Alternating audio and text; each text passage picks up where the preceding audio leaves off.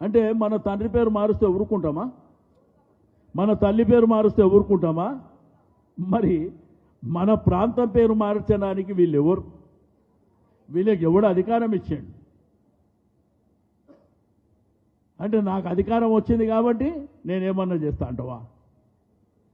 నీ ఇష్టానుసారం చేసుకోనీకే. డీలిమిటేషన్ కూడా అంత ఫోకస్.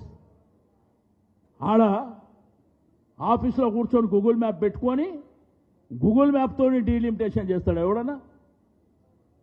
అంటే ప్రజలను అడిగే అవసరం లేదా?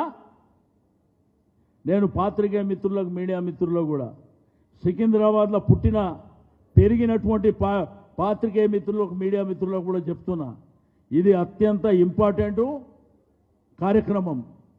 కాబట్టి మీ ప్రాంతాలలో ఉన్నటువంటి మీ కుటుంబం కావచ్చు, లేకపోతే మీకున్నటువంటి పరిచయాల ద్వారా 17వ తారీఖున మనం చేపట్టేటువంటి నల్ల బ్యాడ్జ్లతోని 10,000 మంది శాంతి ర్యాలీగా మన గాంధీ స్టాచ్యూ దగ్గరికి వెళ్ళి అక్కడ కార్యక్రమాన్ని ముగిస్తాం.